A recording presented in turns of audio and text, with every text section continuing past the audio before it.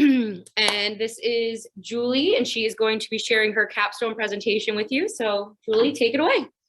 All right, so as many of you guys know, my capstone project was on the crochet cape for SpongeBob the Musical. So I just wanted to start this presentation by saying why this project has significance to me, or why I actually got involved in this in the first place. So I've been crocheting for 10 plus years. My grandma taught me when I was in first grade. And ever since then, I've been on and off crocheting, making little things for myself. And specifically how I got into this project is I was backstage on the tech crew when I found out that they needed someone who could crochet or knit very fast to make a crochet scarf for Anne Frank, the production. And I did that during one of the tech rehearsals. And that's just kind of how I got into this project. So these are some of the projects that I've made. That's a rug that I made for my mom for Mother's Day, some little mushrooms I've made, and a jellyfish I made for my friend's birthday. All right, so here's the inspiration. So how this all started, my lovely theater teacher came up to me and she brought me this image during one of our tech rehearsals and was like, I need you to do this. I need you to do this for SpongeBob the Musical when this actually goes on. And I looked at this photo and I was terrified. I looked at it and I was like, how am I going to complete this in the time allotted with all the stuff that I have going on outside of school? Because I'm in 2 APs in IB and during robotics season. So I had a lot going on during this like couple months time. And I knew that this was going to take me a long time to complete. So as you can see, this was made by David Zinn, who's a designer for SpongeBob the Musical. He made all of the, he designed all the costumes for the Broadway production, and this was his sketch originally for Patrick's cape. And here's the actual cape finally made for Broadway. Uh-oh. You're okay. It's really quick. All right. Sorry. All right, so here's the story. So why Patrick actually wears a cape in SpongeBob the Musical. Now, if you've actually seen this, which many of you guys have, Patrick wears this cape because there's essentially a doomsday. They find out that they're going to be blown up by a volcano in a couple days' time, and they are terrified. And these group of people, the Sardines, go looking for anywhere to find somebody who can lead them in this time of disaster. And so for some reason they pick Patrick because the things he says are kind of funny, and they take it as a really, what's the word? They take it as a really, like, it was like a theory to life, and like that they need this to survive, and that his simple sayings are the way to beat this volcano. And so they make this cape as a way to worship him and a way to show him that they care. All right, so my biggest thing about this project is I had a strict deadline. I had to get this done by March 21st, and that's not even the last day I had to work on this. I mean, I had to give this to the theater department's hands on March 21st. And that's not a lot of time because we started this about February and I started mine mid-January. And that I had to make 2 separate projects, as you can see here. So I did not have a lot of time for this, and this continued to be my biggest problem throughout the entire capstone project. So my main process. First, I had to plan out the design. I needed a color scheme. I needed to find some sort of pattern to base this off of because I did not have time to make this from scratch. I needed a general design on this final cape in my head that I knew this is what I want to do and this is what I want to make. My initial pattern, which ended up being something I wasn't planning on doing initial pattern for, but I ended up wanting to do that. I had to crochet the initial design. I had to research on how I was going to change this into what I needed it to be. And I needed to learn this pattern inside out. I wanted to know how to be able to transform this from a circle working blanket into a linear side to side working cape and fitting our needs for our show. And finally, I needed to make alterations on this pattern, change it to be that cape, and make the last minute changes in the design, and finally conduct my interview that I'm required to do for the capstone project. So the first section of this was the planning and research. So my basic resources, I had 2 interviews. The first one was with Judy Wallace. She helped out, she's a professional costumer, and helped us out with our theater department, especially for SpongeBob. And I found an online interview conducted by Some Magazine with David Zinn, who is the designer for this, for SpongeBob the Musical. I also had that Broadway design that I had to go off of. And more relevant later in the process, I had the base blanket pattern.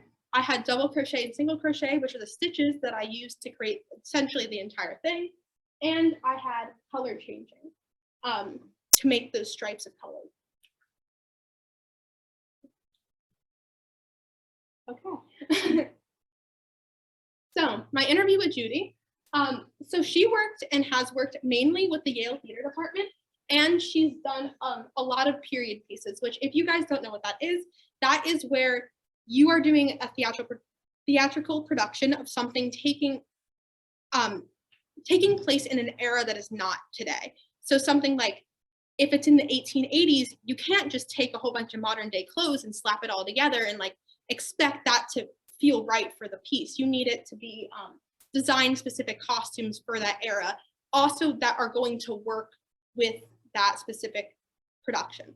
So for example, she worked on Hamilton, on designing the ensemble costumes for Hamilton, in which the ensemble is wearing these corsets that are supposed to be reflecting the time period, but they need to like hip hop dance in these things. And if you've ever seen a corset, they are not easy to move around in. So one of these things that she did to change it up, to make it work with the time period and also be functional, is that she actually, in between the boning portions of the corset, put spandex material in between those to make it stretchy and able to move around in. So those type of things are the things I needed to be looking out for when I was making my piece. So the process that I followed, that she confirmed and essentially was something I researched and found, is that when designing a piece, you need your research. You need to know what the Broadway version looks like, what other theater productions looks like, the period and the style. You can't just have something that's not going to fit in with the rest of the show. You also need to be able to recognize characters. Like, for example, SpongeBob. Everybody knows who SpongeBob is already. You need to know how to portray that character on a stage and make sure that that character, like when they come out, you need to know that that's Patrick right away. And that's for Patrick and not something they picked up off the ground and like threw on Patrick and thought that was good. Also, you need to be working with the director, the actor, and designer, which in this case was Miss Mulqueen, and Zephyr, and me. And then I also needed the color scheme to work out within the actual number, because these sardines, they're wearing bright neon green, neon pink, crazy colors. You can't just have like a dull piece of dull colors of yarn altogether. So my second interview, which was the one I found online, was with David Zinn. This told me a couple important things about SpongeBob the Musical, and that when he was designing all these costumes, he knew that he wanted these vibrant DIY style dollar store type pieces thrown together to be like this Nickelodeon explosion, I think is the words that he used, all together on the stage.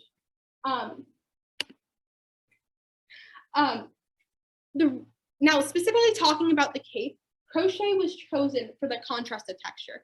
Now, if you've seen SpongeBob, a lot of those materials that they're using are shiny and plasticky and, you know, shimmery. And this is a very different feel. This is a homemade garment that they, you know, that the sardines put together themselves. So this was inspired by the 1970s blankets, the crazy colors of that, and starts with pink and ends in green, which is really important for distinguishing that this is for Patrick. And it has 5 points to resemble a star because they're worshiping a sea star.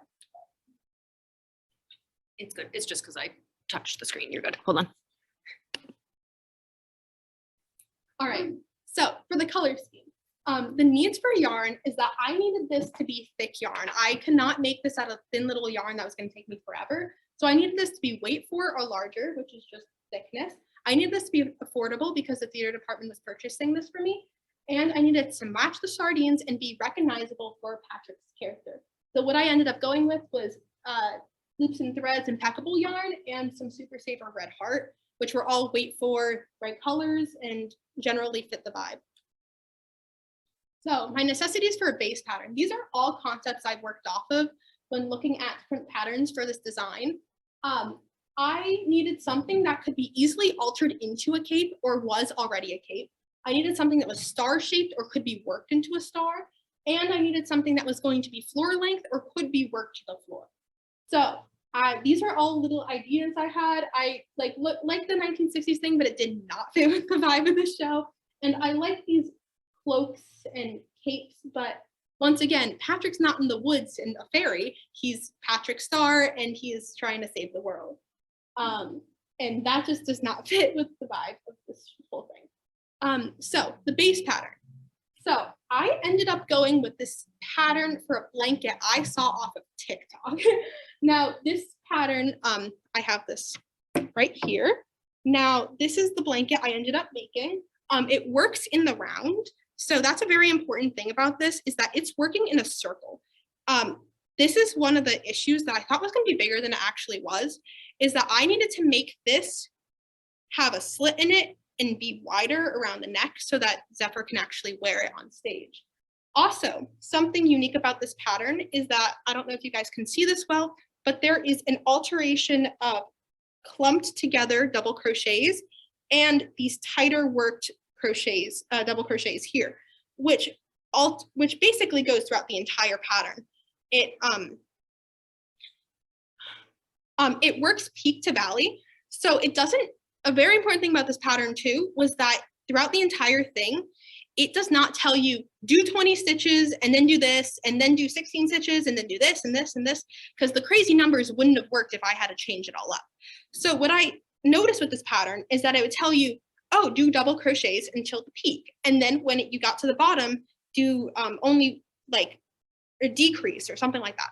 And it would keep on going like that throughout the entire blanket, which was very important for this project because I was changing it so much.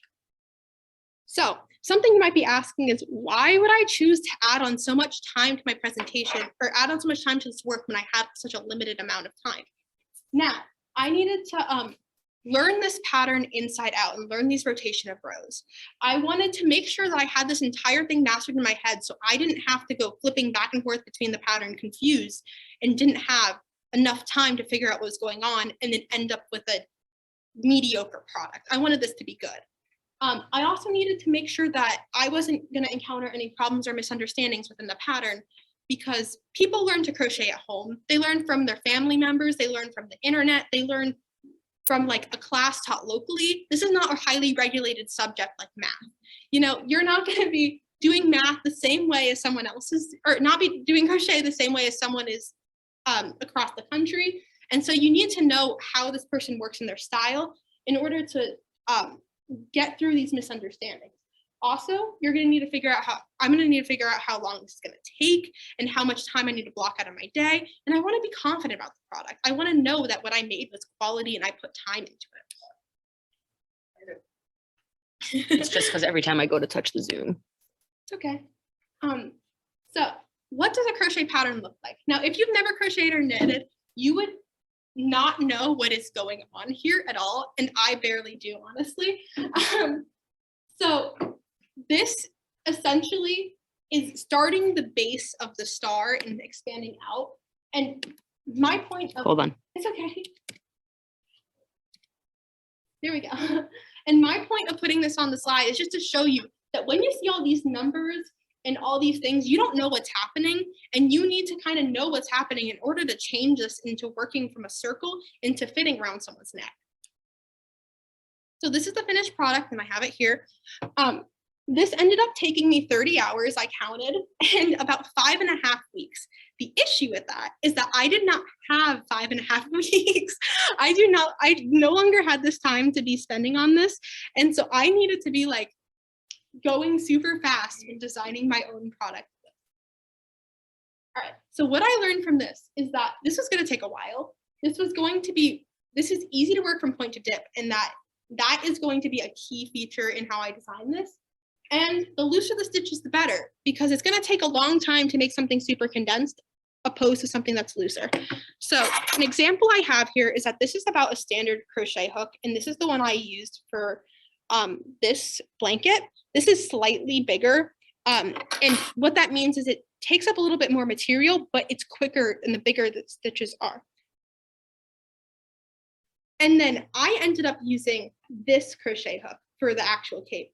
This is an 8mm, so it's just thicker and ended up speeding up the process a lot and helped me out. So I knew I needed to go bigger on the hook size for this one. Finally, my final crochet pattern.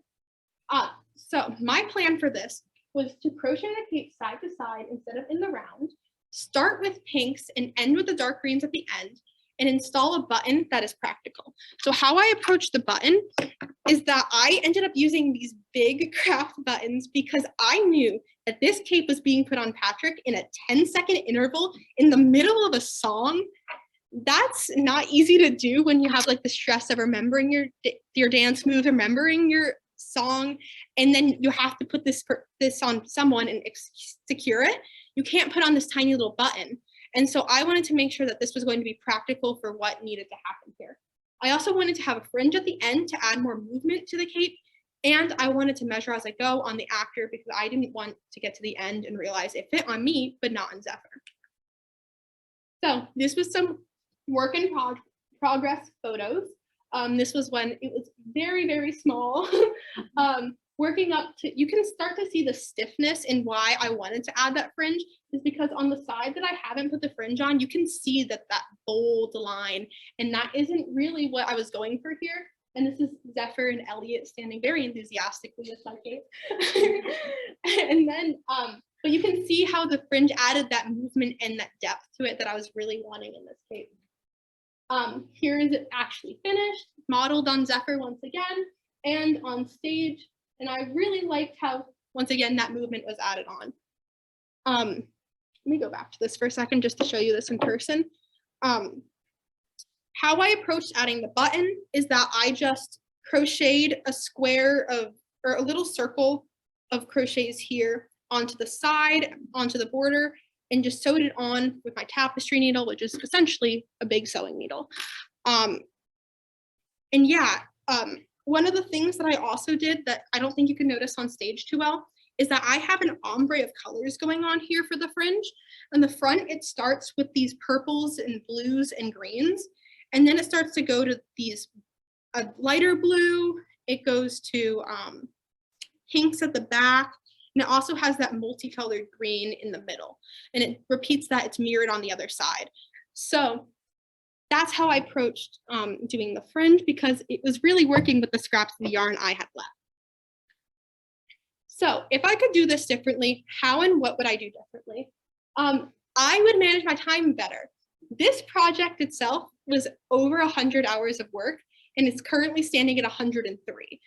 That is a lot of time for 5 months, especially when the majority of it, I mean 80 something hours, was done in 3 months or 2 months. So I would have blocked out my time better. I would have used a bigger hook again because I like those broken up portions. It made it, I think it would have standed out to the stage a lot and to the audience a lot better. And I wish I'd started with the greens and the blues higher up because the pink goes down quite far. Also, something I regret doing so much is not putting tinsel in the fringe. It would look so pretty on the stage, but I just didn't have the time by the end to put all that tinsel in, and I did not want to deal with it by the time it was 10:30 at night and me and my grandma were putting these things on the end on my bed. So yeah, that's the end of my presentation. If you guys have any questions, feel free to ask. Thank you so much for attending. It really means a lot to me. Thank you.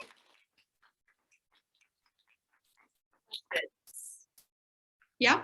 Did you enjoy it / would you ever consider doing something like this again, given the time constraint and stress?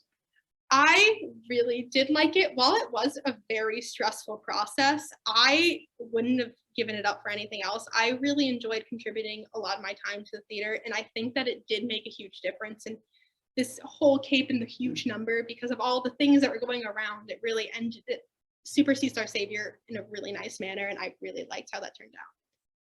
What would be your advice for like a beginner? Yeah, my advice would be to stick to a style.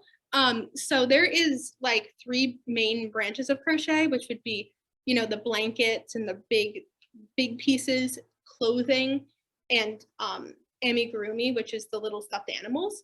I would say pick one of those, pick a simple pattern, and just try to do it. And if it doesn't work out, make sure that you can Google, that you can Google the stitches on the way, and you can even do like a little block of single crochets if you need to do that. Just practice the stitch, take it apart, and then start over. Keep trying. It's really, once you get there, you can make so much, and it's such a great gift for people. I just love making gifts for people. Anything else? Yeah. How often do you uncredit to redo it? I don't even know.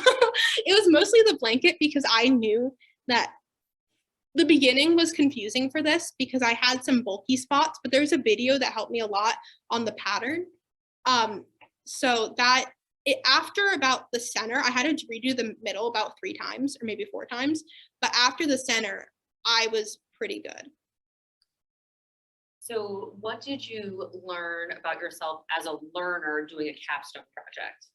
I think something that I learned about myself is that I really, when I'm passionate about something, I can do it no matter how much time it's going to take me.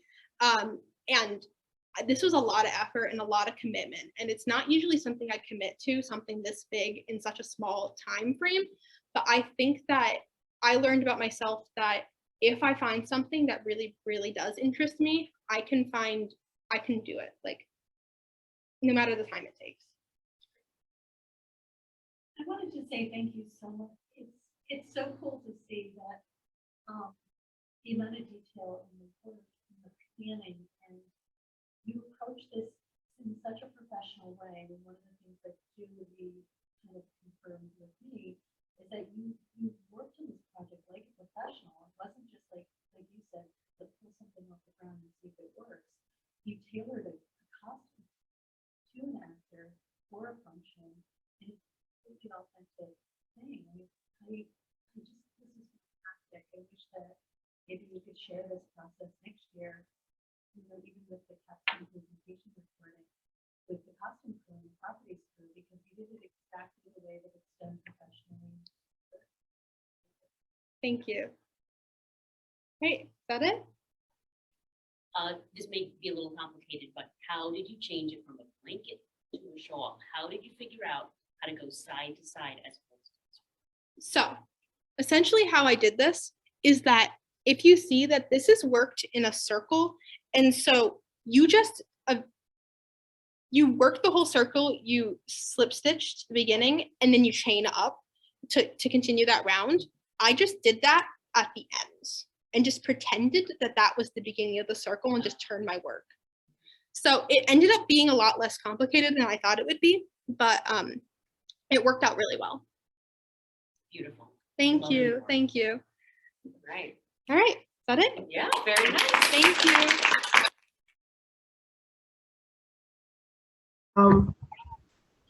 Hi, everyone. This is Flora Zhang, and I'm going to introduce her to present her capstone. Take it away, Flora. So I did my capstone on the Mediterranean side.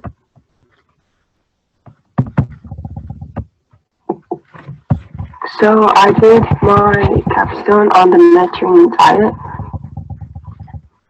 And how I decided to do this was, starting off, I knew I wanted to do something like nutrition related, because in the beginning of COVID, when COVID first started, I started cooking because I didn't have anything to do, so I just started cooking.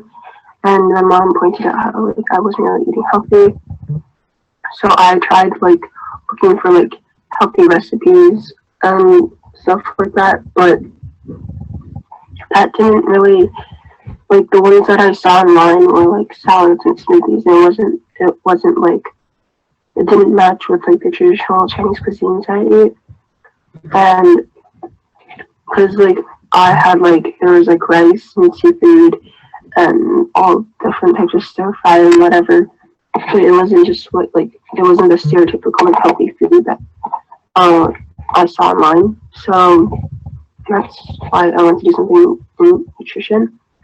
And then, like last year, I went to the book sale and I found this book called Brain Food, and it talks about the relation between what you eat in your brain. And that's how I first came to know about the Mediterranean diet. And then from there, I just decided that I was going to do my capstone on Mediterranean diet. I split my capstone into 3 sections: the what, the why, and the how. And so first, the origin. The Mediterranean diet, like in the name, is countries that surround the Mediterranean Sea, like Greece, Italy, Turkey, and Spain. And the diet has been ranked the best diet for the past 5 consecutive years on the US News Best Diets ranking list. And what is it? It's not like the typical what you think when you come to think about a diet. It's more of a lifestyle, and there isn't much restrictions. It tends to have more fresh and local foods over processed or premium foods, and it's mainly plant-based with fruits, vegetables, whole grain, and lean protein. And then I found this picture online, and I think it really well depicts what the Mediterranean diet is like. So on the bottom we have whole grains, bread, beans, pasta, nuts, fruits, and vegetables that are usually in the day-to-day meals. And there's also the usage of olive oil. And then we see that there's seafood over red meat and cheese and dairy. And then obviously at the top there's limited amount of sugars as well. And I think in the Mediterranean diet, the fiber is also a very key component of it. Fiber is an indigestible part of carbohydrates, and it keeps cholesterol in check and regulates blood glucose, keeps you fuller longer, and can help control your weight. And then there's olive oil, which is used in a lot of Mediterranean cuisines. It is rich in plant-based monounsaturated fatty acids, which are good for your heart. And other benefits include reducing cholesterol, protect against oxidative stress, lowers blood pressure, improves cognitive functions, reduces risk of cancer.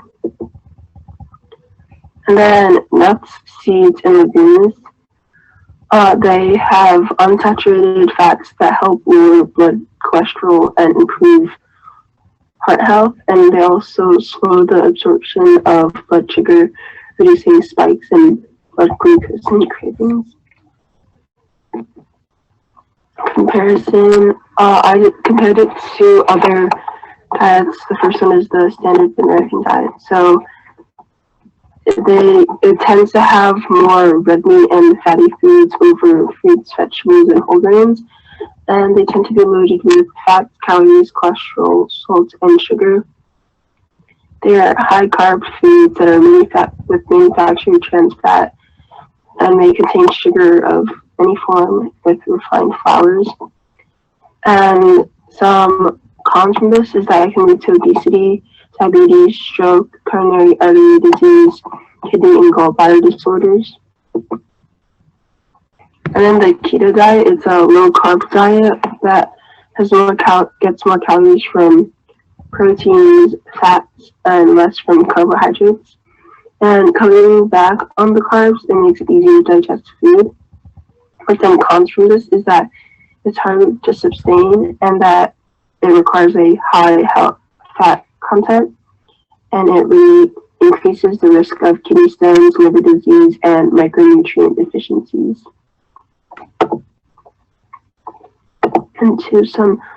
I looked at some scientific evidence, research, and experiments done. So this photo is from the Brain Food book.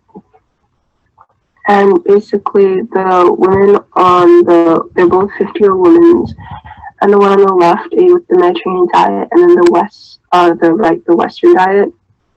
So here you see there's more red on the left side, which represents brain activity. So the person on the left had a less likely chance of getting Alzheimer's at this age compared to the woman on the right. And then there was a 7-country study that was done about a decade, that lasted about a decade long. It was one of the first to examine the correlations between lifestyle and diseases. And they did the research collecting information from the men age of 40 to 59 from Finland, Greece, Italy, Japan, the Netherlands, US, and Yugoslavia. And their research found that there's a correlation between diet, risk factors, and the prevalence of the heart disease, prevalence of the heart attack, and strokes.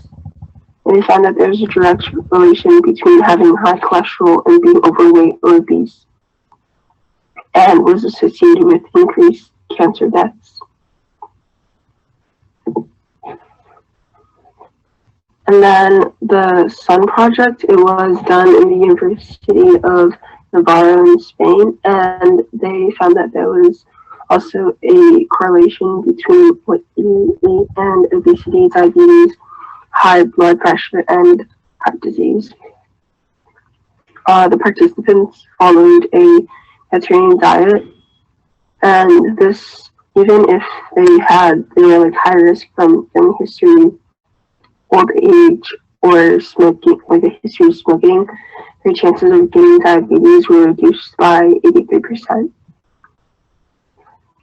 And participants they had a diet rich in olive oil, which they found that there was a correlation with lower chances of heart disease.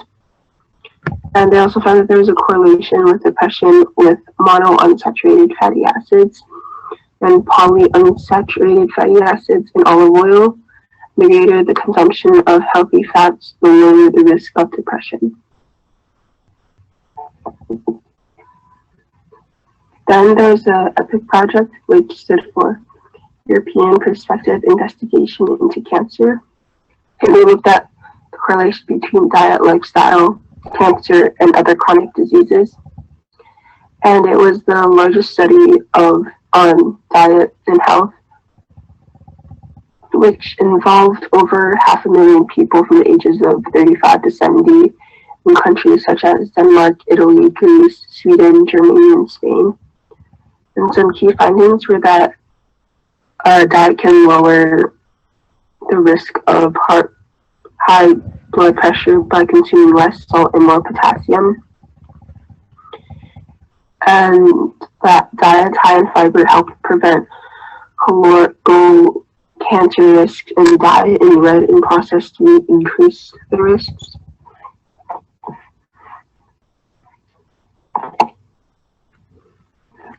And then last, another very important part of the Mediterranean diet is the lifestyle. So it's important to have a active lifestyle, whether it's doing just walking or running. It means it involves daily exercises of some sort. And there's also cooking meals at home together with family and friends and spending quality family time. And there's also trying to get to places by foot or bike instead of using cars, and using a car when only necessary. In conclusion, the main what is the Mediterranean diet? It's a diet that consists of mainly fruits and vegetables with whole grains, that requires active lifestyle and little to no red meat, dairy, sweets. And then how to get, and then is a video that I found on the Mediterranean diet that answers some misconceptions, commonly asked questions, and other questions on the Mediterranean diet. And what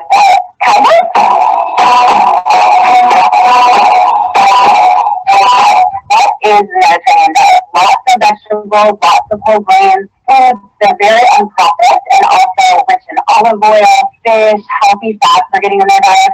A little bit of red wine, which is always a fun thing to know about the Mediterranean diet. And they don't eat a lot of added sugar, processed foods, sweets, things like that. I'm trying the Mediterranean diet for the first time. Where do I start? So anytime you're making any dietary changes, you don't want to completely overhaul your diet. You want to start small and do things that you can stick with. Fish as a snack, and able to add a serving of vegetables to your dinner. That's a great place to start. The other thing you can do is use olive oil when you cook instead of other oils. If you're cooking with a lot of oil or vegetable oil, go Mediterranean and use olive oil. Is the Mediterranean diet the healthiest diet? Kind of. It was just voted the #1 diet this year for the first time by U.S. News and World Report, which is a huge deal because there's a ton of different diets. But of course, you have to eat in a way that works for you. So adopt the principles you can and kind of make it work and fit your lifestyle. Can you eat pizza on the Mediterranean diet? Why, yes, you can. So pizza is traditionally an Italian food, and Italy is part of the Mediterranean region. The thing that we often misunderstand about the Mediterranean diet is when we brought it over to America, a lot of those Mediterranean foods have just a ton of cheese on them, and the traditional Mediterranean diet actually has much less cheese. I'm not saying you can't have pizza. You can definitely enjoy it. You can definitely put cheese on it, but you also, again, want to incorporate meals that use a lot of vegetables and whole grains, and again, those fruits and healthy fats that we're talking about. But definitely enjoy your pizza night, and my bonus if you can put some veggies on it is the Mediterranean diet better than keto? Yeah, that's a great question. Keto is a new diet. It's very trendy, ultra low carb, ultra high fat, and it cuts out all those healthy foods that the Mediterranean diet is known for. So lots of vegetables have too many carbs to be eaten on a keto diet. Almost no fruits can be eaten on a keto diet, and no whole grains. There's a lot of healthy foods that you're eliminating when you do keto, and the Mediterranean diet is really rich in those healthy foods. How do I follow the Mediterranean diet while eating out? Think about adding vegetables when you can. So salads, roasted vegetables. Is there a side dish of vegetables that you could add onto your entree if it doesn't come with? Look at the menu for whole grains. If there's brown rice or quinoa on the menu, that could be a great option. Is the Mediterranean diet good for people with diabetes? So the healthiest way for people to eat who have diabetes is actually just generally healthy for all of us. All of us should be eating a good balance of carbohydrates and protein and healthy fats, and the Mediterranean diet includes all that. If you have diabetes, definitely talk to your doctor about what works for you, but you can definitely eat a Mediterranean style diet when you have diabetes. Can I do a Mediterranean diet if I don't like fish? Absolutely. Seafood is one of the things about the Mediterranean diet that's associated with health benefits, but it's not the only thing. They're also eating a lot of plant-based proteins, so those legumes, they're getting whole grains in their diet, but it is recommended to try seafood twice a week. So if you just haven't found the right type of fish that you like, maybe try a different preparation, like you could try some shrimp or some salmon on the grill. And if you just don't eat fish, again, you can still get those healthy fats and choose nuts often, choose avocados, olive oil. Is the Mediterranean diet good for kids too? Kids should be able to enjoy all foods and not be restricted. However, at the same time, you want to also offer lots of healthy foods to your kids. Whole grains, your fruits, your vegetables. Of course, kids can and should enjoy those foods. Even if they think they don't like them at first, keep offering and get those healthy fats, and the seafood in your kids' diet is great for kids too. What are the best Mediterranean diet snacks? Carrots and hummus would be a great option, or cucumbers. You could do any type of fruit, apples paired with almonds. You take your fruit and you're getting that really nice, high quality carbohydrate, pairing it with a healthy fat like a nut, which is going to slow down that absorption of carbs into your bloodstream. It's going to help keep you full for longer and avoid those blood sugar spikes and crashes. If you're really on the go, dried fruits also can be a great option because it's a little bit more affordable. That was awesome. Okay, and then how to start on the diet.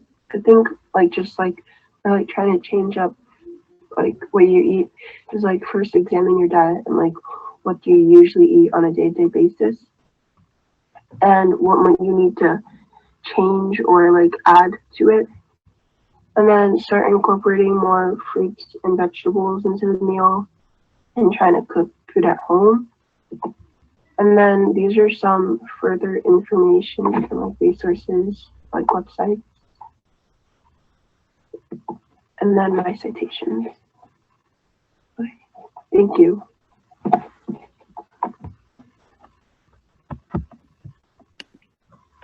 All right, Flora, nice job. Does anybody have any questions about the Mediterranean diet? You do have some audience members here in the room, Flora. So one of my questions that I have is, what did you learn about yourself as a learner doing a capstone project?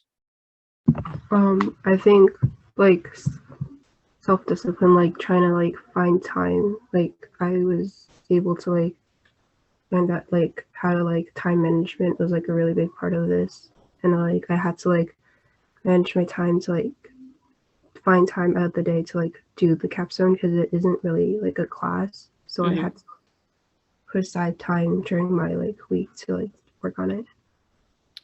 And what's the biggest positive takeaway that you're gonna have from doing this project? I think like in the nutrition field, because I'm interested in that. I think I kind of like dipped my toes in that, and just like working on like a self-design course, I think was pretty cool. Great.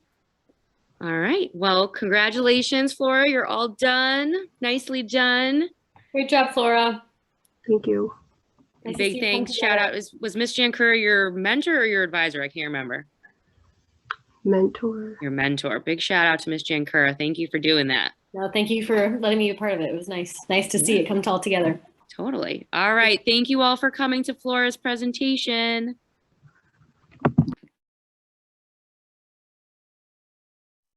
Hello, everyone. This is Natalie Bryan, and I am introducing her capstone presentation. So, Yeah, okay. So thank you all for coming. I'm really excited to share with you my capstone presentation for this year. My project is on the senior recital. And so a little bit about me. I've played cello since I was 4 years old, and I will be majoring in music education next year. So one thing that I feel is very important is knowing how to put together a good recital. That could be for students, but that could be for myself, which in this case, I put together a recital all about what I have learned from the past 4 years of high school. You can hold it with you closer. Oh, okay. So my initial idea for this presentation, last year, I signed up for this class around this time. And I really knew I wanted to focus on something music related, but I wasn't quite sure. So once it hit the fall, I decided that I was going to do a senior recital. Something that really sparked this idea was my sister. She did a very similar presentation in her senior year of high school about 4 years ago. So in my first semester, I faced a few challenges. One of them being my college auditions. Those went throughout the first semester, including the application process, which was very stressful, but also very time consuming. So not only that, but there was also a lot of repertoire. So that included 2 movements of Bach, a Popper etude, and a bunch of movements from my concerto that I had to learn. So figuring out what I wanted to use from that experience was difficult. I knew that I wanted to use at least one of the movements of Bach that I prepared. I just had to figure out which ones. But also I knew that I wanted to do, well, at first I wanted to play part of my concerto, but I realized that through many days of research, I realized that no one actually played concertos for recitals. Is almost cliche in a way. So that took, I had to take that off my list of repertoire, which was very tough because I had to find something else to replace that. Some big work that I really, enjoyed as much as I did the Elgar. So first semester takeaways, because it was so busy and stressful and I only could work on the repertoire for my college auditions, I really had to just think about the technical experience and how to improve my studies in that sense, even though I wasn't using all that repertoire for my recital. I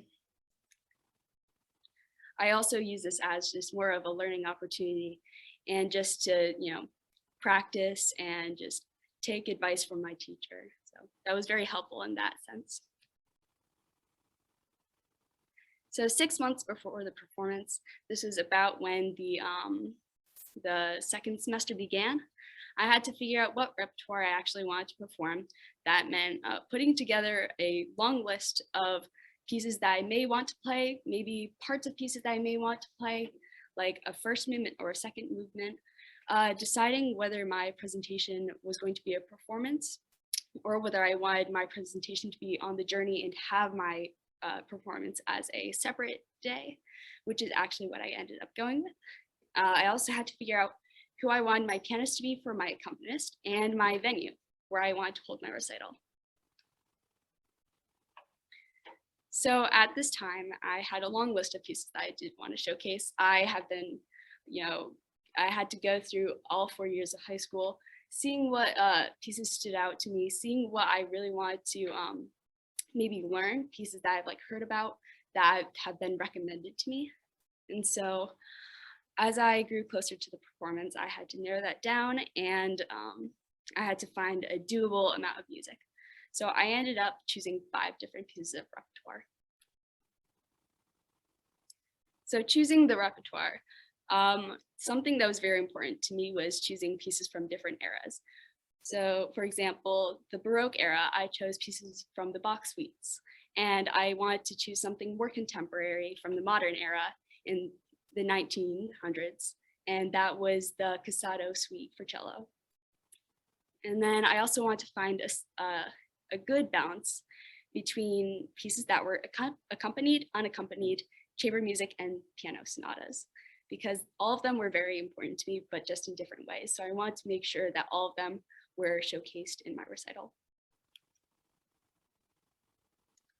So my program, I'm going to give you a little description of each of the pieces, why I chose them, and then I'll be performing a short excerpt of each of the pieces.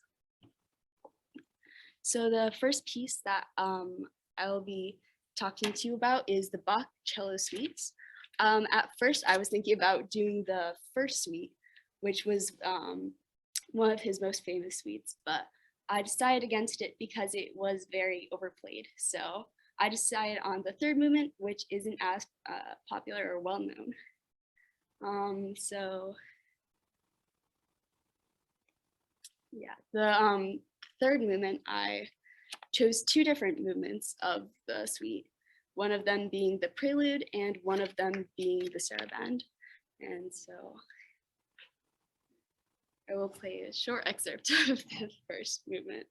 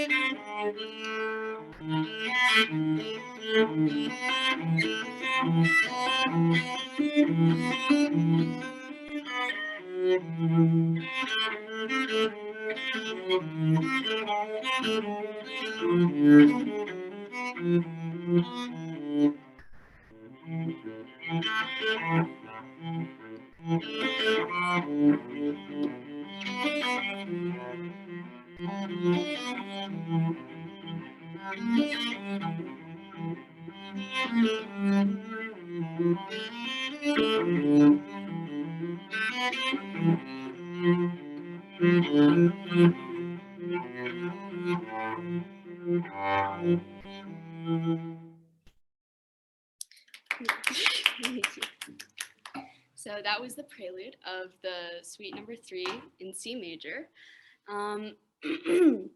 this was one of the pieces that I did prepare for my audition, and I feel like it really resonated with me. And I will be playing this as the first piece on my program because it does start with a C major scale, and it does get you accustomed to the room, the space, and gets you comfortable with, how it, resonates in the area you're in. So I found that very important to me. So the next piece I chose was the Brahms Cello Sonata in E minor, number 1. I chose movement 1 because it was a very popular piece that many cellists know. My teacher recommended this to me. I fell in love immediately after listening to it. So I'll be playing a bit of that for you too.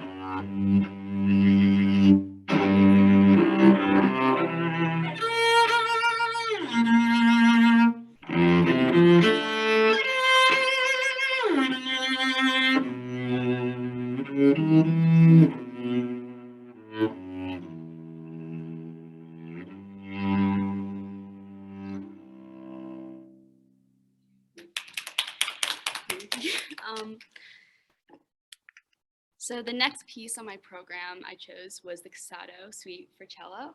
This was the more contemporary piece that I chose. So this was a piece that was actually recommended to me by my former teacher, Patty Smith. She was she's an amazing teacher. She told me that once I was older that I should learn this piece because it fit my tone and how I played as a musician. So I was very excited to learn this piece this year. I will be playing 2 excerpts from this piece because it is very long, so I do want to showcase the different sides that it has.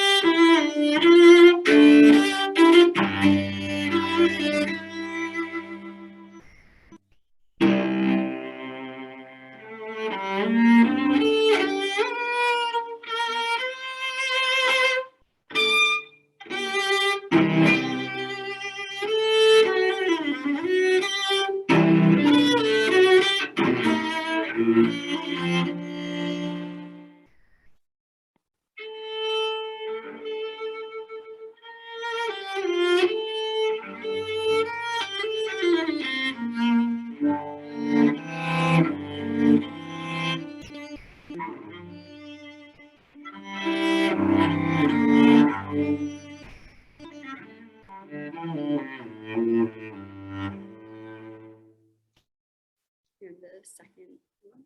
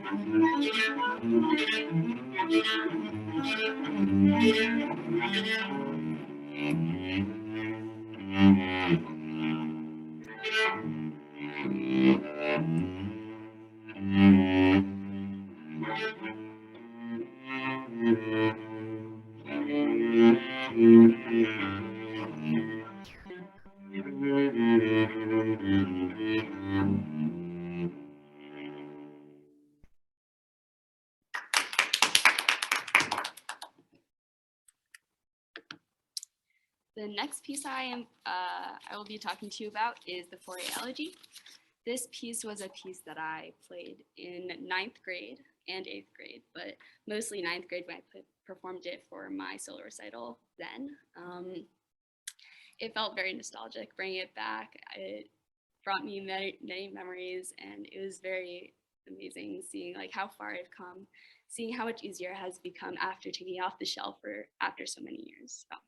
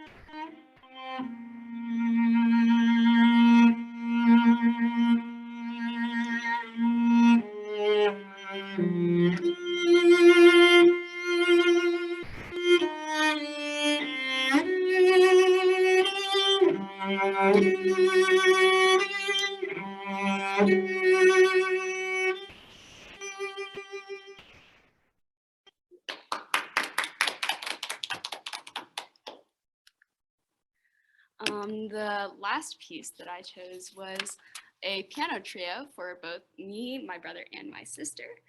I was very excited to choose this piece because I love playing with them, making music with them. And another reason actually why I chose this piece was because I love chamber music. Every summer I will always go and find a camp that has chamber music as their main facility of music. So being able to put chamber music into my program was very special to me. So. And it might sound a little dull without the other parts, but here's the cello part.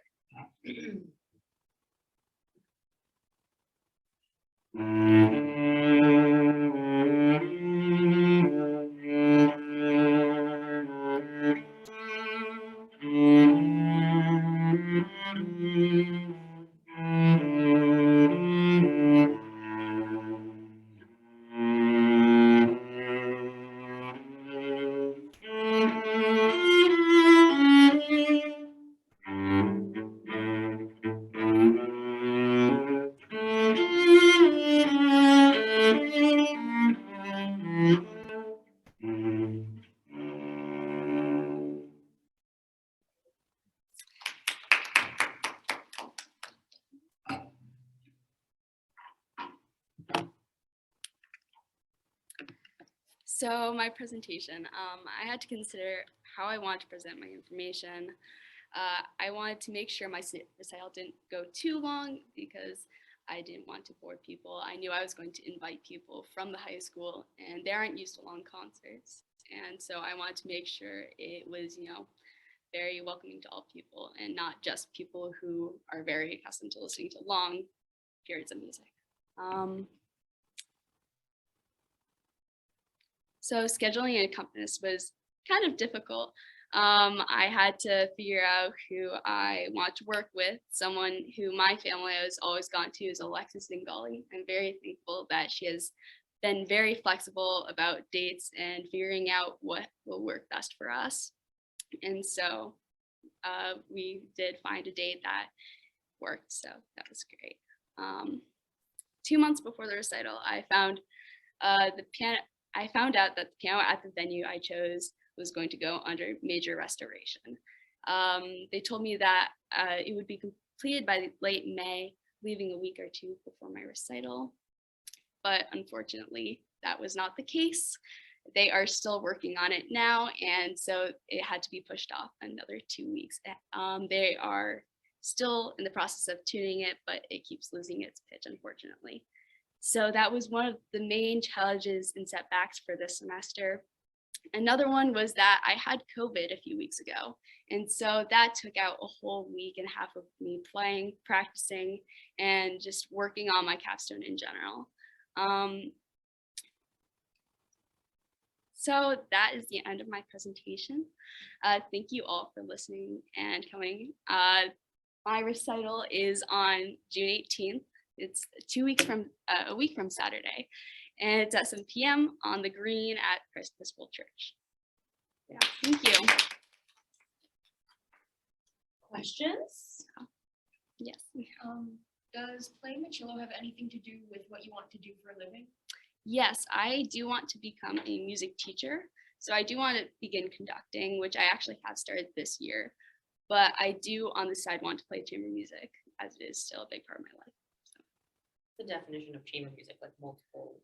Chamber music is more than, I believe, 2 people playing together in a small ensemble. Okay. So. Questions? I have a follow-up and then another question. Yes. So you want to be a music teacher? You want to teach cello, or? I do want to teach cello, but I do want to, conduct orchestras, teach in public schools. Yep. And you want to play on the side? Yes. So this presentation, do you think it distracted you from preparing for your recital, or do you think it made you less nervous to do the recital? Do you think it had any impact on how you feel about your recital? I don't believe it had much of an impact. It mostly encouraged me to, stay on top of it, make sure I was practicing the number of hours I wanted to practice. So it was good in that sense. It's an organization too, right? Yes.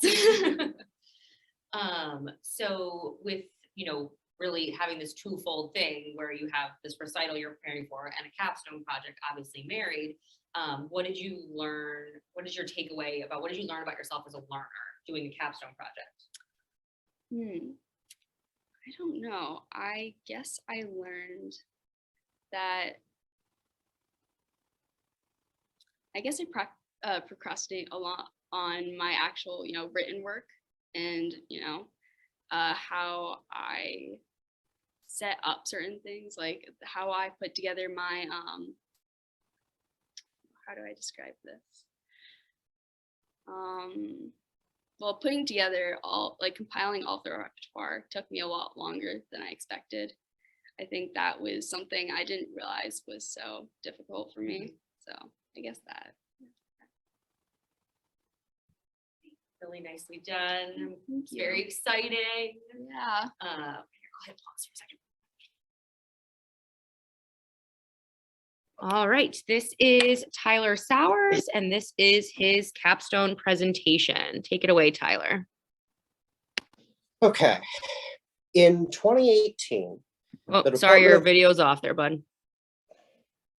it might be, I think it's because I've left the app. Yeah, you're there now. How are you doing share your screen? You should be just like a little green button at the bottom. All right, hello everyone. This is Tyler Sowers, and here is his capstone presentation. Okay. In 2018, the Department of the Treasury released a report. One of its findings was that an estimated 40% of the American public couldn't afford an emergency $400 expense. I'll come back to that in a bit, but first, I want to tell you a bit about my story. Hold on. I was born in early November of 2005, only 40 seconds after my twin, Zach. Apart from the fact that I'm a twin with an age difference of less than a minute, Zach and I left the hospital soon afterwards as normal babies. However, that normalcy ended for me, and indirectly him too, less than 3 weeks later. On November 23rd, I went back to the hospital, and only 2 days later, I had my first brain surgery. I didn't leave the hospital until almost Christmas. I am more thankful than words can express to have had the family, the quality of care, and the insurance that I did. But many Americans don't have the benefits that I had. Now, what if a family that is uninsured or underinsured, as many Americans are, just so happens to have a kid who ends up developing hydrocephalus as I did? If you're unaware, hydrocephalus, everyone's brain makes fluid. The average adult's brain makes about a pint of that fluid every day. Normally, that fluid drains through the spinal cord and into the bloodstream. But in people like me, that natural drainage can't happen. As a result, something called a shunt, which is essentially just a valve, needs to be put in place to artificially drain the fluid to some other part of the body. A study in the Journal of Neurosurgery on the cost of shunt surgery came to the conclusion that the average total cost of a shunt surgery is over $88,000. In our current system, that underinsured family has only one option: go into massive amounts of debt and possibly be financially crippled. How is a person's family who is in the aforementioned 40% supposed to financially deal with a surgery that could end up costing almost $90,000? The first step to solving a problem is admitting to ourselves that one exists. And the fact of the matter is that we don't have a healthcare system that works for those it's truly meant to serve. We also must admit to ourselves that the United States lags behind much of the Western industrialized world in terms of the efficiency of our healthcare system. The World Health Organization conducted a survey of healthcare systems of countries around the world. In that survey, France was number 1. Spain ranked number 7. But where was the United States? Not in the top 10 or the top 20 or even the top 30. The United States could be found listed below the aforementioned countries and the likes of Germany, the UK, the Netherlands, Morocco, Japan, and even Colombia at number 38, only 2 places ahead of Cuba. So, what do? Well, there are a couple of ideas. The ones I'll be focusing on today are both Democratic proposals. I would include a Republican proposal if I logically could, but the last major one was voted down in 2017 by the Senate and described by the late Senator John McCain as, quote, a shell of a bill. Given that fact, we're left with 2. Medicare for All, proposed by Senator Bernie Sanders of Vermont, and Medicare for America, proposed by our member of the House, Representative Rosa DeLauro. Both of these would create a system of universal coverage through the vast expansion of Medicare.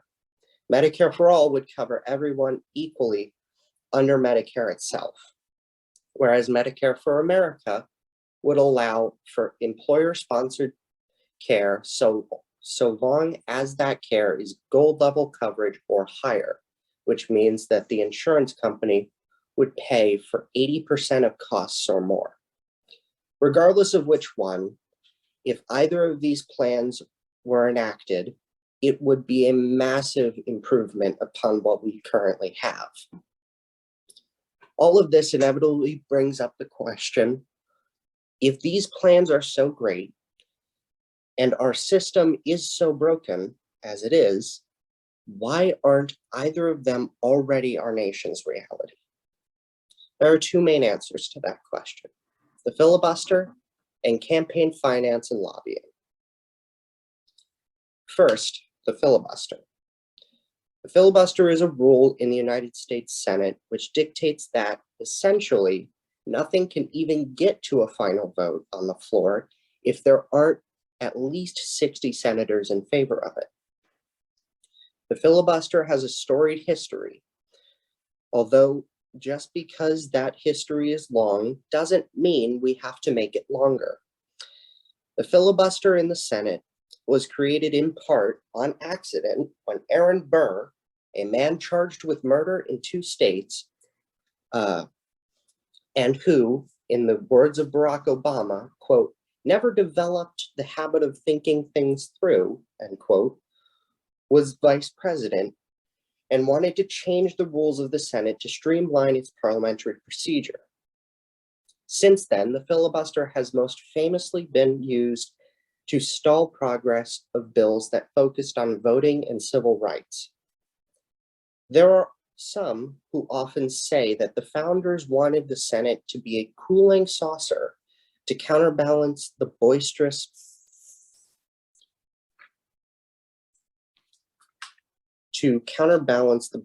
nature of the House of Representatives. And it has served that purpose well. But the founders never intended for the filibuster to exist in the first place, especially not in its current form. If you ever hear someone talking about the founders when defending the existence of the filibuster, that should be an immediate warning sign that they either don't know what they're talking about or they're actively trying to mislead you by appealing to your patriotic sense of how our nation started. And on top of that, we've done this before. Before 1890, there was essentially a procedural quirk in the House of Representatives rules that was similar in how it was used to the modern filibuster. It was called the disappearing quorum. In 1890, that was unilaterally abolished by the Speaker. For years, the filibuster has allowed some in the Senate to stop all progress on healthcare reform that would inevitably improve the lives of millions across the United States. Instead, the maintaining of the filibuster as a part of Senate rules not only hurts the health of Americans, but also erodes the quality and strength of the democracy we hold so dear. Second, we come to campaign finance and lobbying. When you boil it down, the issue with campaign finance and lobbying today is that the people in We the People aren't being listened to. This is because they aren't where the money is coming from to fund the campaigns of those in power, and the people don't have the money to spend on sending tons of people to Washington, D.C. for the sole purpose of influencing policy and legislation after the election has already taken place. According to the online campaign finance and lobbying database, Open Secrets, in the 2020 cycle, special interests related to the insurance industry spent a total of $124 million in campaign contributions alone. Then, after that election, in the year 2021, an additional $153 million was spent in lobbying. Of course, these money interests don't want the status quo to change because they are enriched by the financial suffering of millions of Americans under the current healthcare system. This is not a democracy. This is oligarchy. And that brings me to my last point.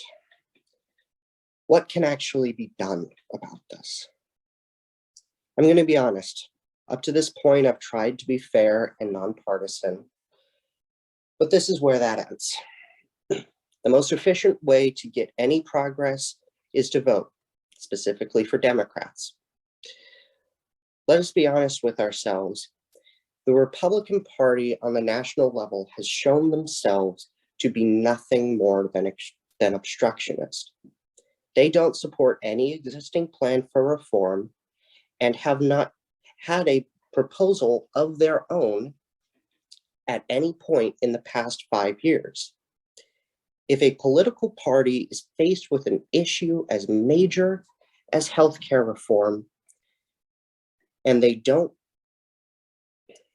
even try to update their plan or even reintroduce the legislation they had, then I, personally, doubt they ever cared about solving this issue in the first place.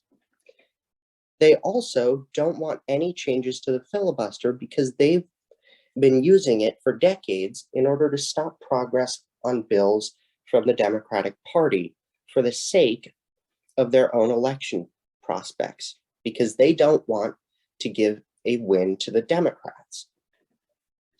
Additionally, another thing that can be done is that each one of you can contact our senators, Richard Blumenthal and Chris Murphy, expressing your personal support for the abolition of the filibuster as it exists today, and your support for Medicare for All and/or Medicare for America.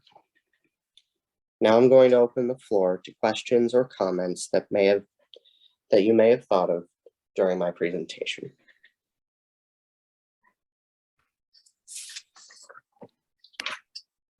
All right, any questions? Hey, Tyler, can you hear me all right? I can hear you, Dr. B. Yeah, this is Dr. B talking. I was Tyler's assistant when he helped prepare this. And Tyler, I did have one question for you. Yes. If I got it right, there's a choice of what is it, Medicare for All or Medicare for America? Yes.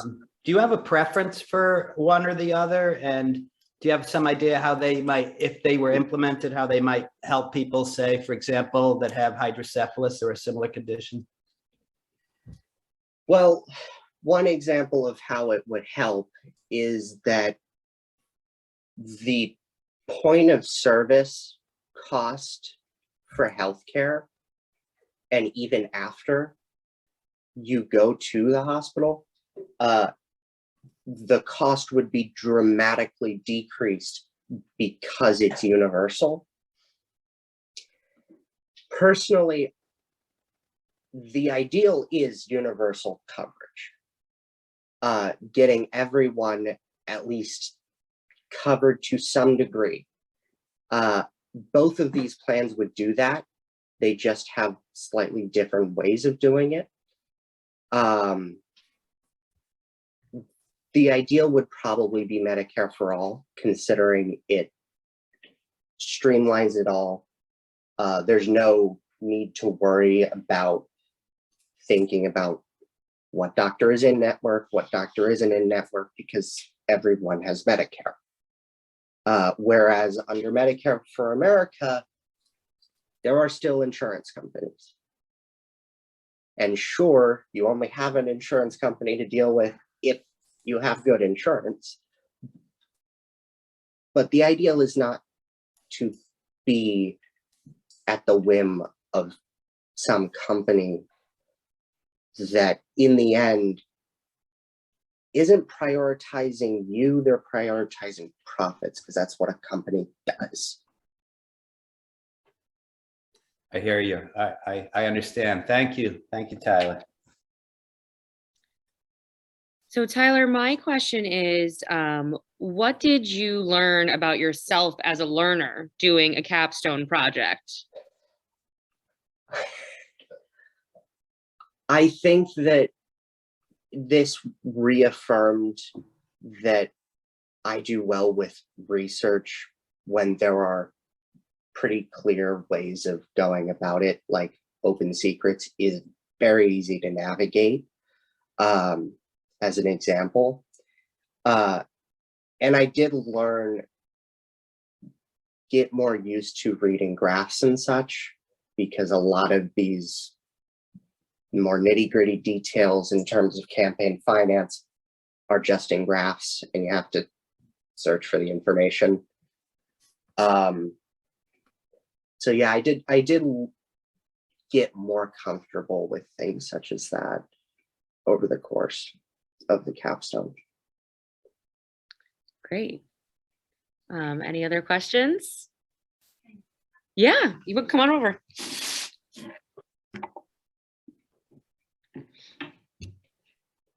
Hi, Tyler. Hello.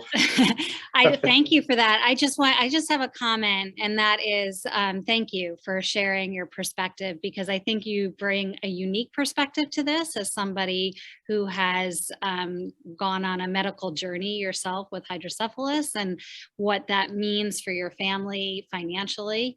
As you said, you have health insurance, but what that might mean for other families, and what significant role insurance plays for people, and how quickly that can change somebody's financial situation. So I really appreciate you sharing all of this and possibilities for what we can do. It seems like a frustrating uphill battle. I will say, in Connecticut, I know we've been trying to do what we can here to subsidize healthcare, as you know, as well. And that's been challenging even for us in a Democratic majority. So anyway, just want to say well done. And again, I think you add a unique perspective to this, and I hope you'll keep using your voice to share your story.